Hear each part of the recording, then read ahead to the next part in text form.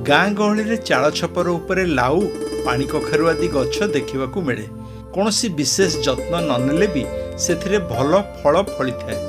हेले मनिषर स्वास्थ्य पई लाउ केते जे उपकारी ता जानिला परे एबे सहर रे भी यार चाहिदा बढ़िबारे लागिछि। लाउ तरकारी सहित लाउ जूस भी पीवाकू लोके आग्रह प्रकाश करुछंती। विशेषतः कोष्ठकाठिन्य समस्या किंबा डायबिटीज थिबा लोकंको पई लाउ जूस खूब उपकारी। 92% पानी और विभिन्न विटामिन और खनिज लवण रे भरपूर लाउ शरीर को ठंडा रखिबा सह पेट समस्या, मेदबहुलता, हृदरोग, मूत्रनली संक्रमण आदि पई बेस हितकर। सहर रे लाउर चाहिदा बढ़िबा परे एहाकू बहु कृषि उद्योगी व्यावसायिक भित्तिरे चाष करी भल लाभ पाउछंती। जेमिति कि भुवनेश्वर लोकनाथ ओझा खोर्धा जिला पितापल्ली अंचल रे उद्यम नाम रे फार्म करी सेठारे से उन्नत और आधुनिक पद्धति रे लाउ फलाउछंती। आउ नाउर मार्केट रे रेट बर्तमान भुवनेश्वर ठू जटणी ठू खोर्धा ठू आखपाखे बहुत चाहिदा अच्छी।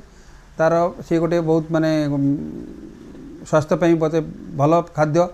तेणुकर आम भाविलु नहीं बर्तमान स्वास्थ्यटा हूँ पैंडेमिक सिचुएसन स्वास्थ्यटा आउ बहुत इम्यूनिटी पावर नाउरे ही थाए।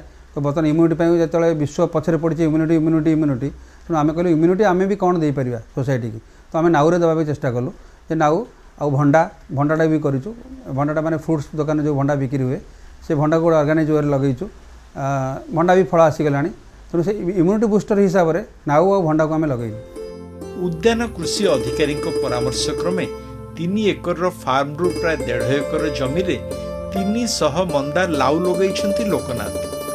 10 फुट रे 10 फुट व्यवधान रे थिबा प्रति मंदारे 4-5टी लेखाएं गछ लागिछि। तले जलसेचन और सार प्रयोग पई ड्रिप लाइन और उपरे गछ चढ़िबा पई प्लास्टिक और जीआई तार रे भाड़ी बा ट्रेलिस सिस्टम करा जाइछि। भाड़ी सिस्टम पई आमे सीमेंट पिलर रो सहायता नैचु, बाउंसर नैचु, प्लास्टिक तार नैचु, जीआई तार नैचु। देले कौन कि जेहेतु पवन हम वर्षा हम कौन हम जीआई तक स्ट्रंग करने स्टे दिखाई। तो 300 खुंट पोता है भितर कड़ी गोटे एकर उपरे गोटे नाउ लगाई। लाउ सहित उद्यम फार्म रे अमृतभंडा मध्य लागिछि। खाली स्थान रे 100टी नड़िया गछ, 200 लेंबू और अंतफसल भावे प्राय 500 ओलुओ गछ मध्य लगा जाइछि। आमे दियाल पाखर 20 फुट दूर रे जहाँ मझी चाष करूँ समस्या करते। तेणु से दियाल पाखर जो 20 फुटा सी कौन है ना सी जगटा एमती रही जाए किसी हो पारे ताधर आम किसी गेन करने चेष्टा कलु। तो आम चारिपटे नड़िया गछ 100टा गछ लगे देचु। प्रति 5 फुट रे 5 फुट नड़िया गछ छाड़ी लेंबू गछ लगेचु। 200 ରୁ 250 लेंबू गछ लगेचु। पुणी 5 फुट छाड़ी आम अमृतभंडा गछ लगेचु। पूरा बाउंड्री वाल बुलेचु।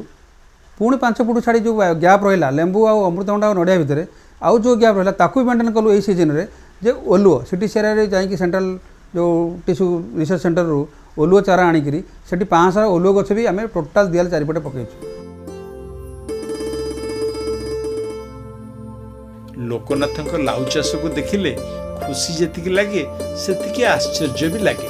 सतरे दिने गाँ गहली रे एक निहाती साधारण लता जातीय गछ भावे गणा जाउथिबा ई लाउ एबे फार्म रे केते जत्न रे बढ़ुची और पालटी जाइछि कृषि उद्योगी रोजगार अन्यतम प्रमुख उत्स।